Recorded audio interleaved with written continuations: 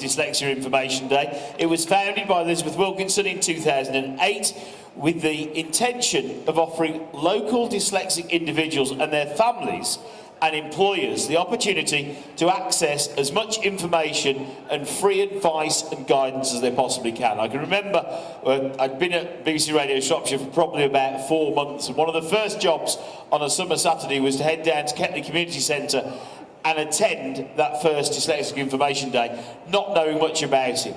You arrive, you're greeted by friendly faces, you're given a badge with a star on if you're a dyslexic, which at the point, it's the first time in my life I've been rewarded for being a dyslexic. So I've got a badge now, a little star going on, and actually that little star was very iconic from the stars and the people that you meet.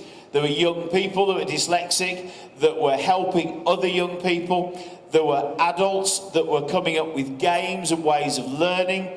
There were people that were identifying how dyslexia affects their lives and how these people can help other people in fulfilling their dreams and ambitions. It really opened the eyes for me to attend that very first event, and some of the people I met on that first day I still call friends to this very day. And each and every event that you go to, you meet different people who are offering something extra to the table to help each other. And I think it was probably the third or fourth, I met people that had gained an understanding of certain elements of education that we may have found incredibly difficult for one reason or another. Maybe it was timetables, maybe it was standing up and reading out loud.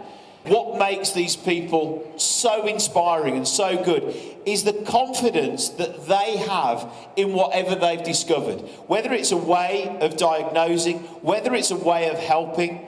And for any of you that have been to Dyslexia Information Day, maybe as an exhibitor or maybe somebody just looking around, haven't we all been to one of these days and watched a young person chatting to somebody, giving them help and advice, and you look the parent in the eye and you can see that they're assessing themselves as these conversations are happening, and suddenly you can get the eureka moment on a mum, a dad, an auntie or an uncle, a nana or a granddad that would never be discovered. And that's through events like Dyslexia Information Day, where people say to people, look, these things can affect you, and there are ways of you being helped regardless of whether you're 4, 7, 17, 27, 47, 77, and suddenly everything can make sense of why we struggle so much at school or in whatever element of education it is. And I think Ellie coming up with a not-for-profit event like Dyslexia Information Day has not only helped the people that have been to the event, but how many of you have passed on something you've learned at a DDI day to your friends, to your relatives, to your aunties, to your uncles? I've done programmes on the radio about it and had calls from people listening in that suddenly that penny drops.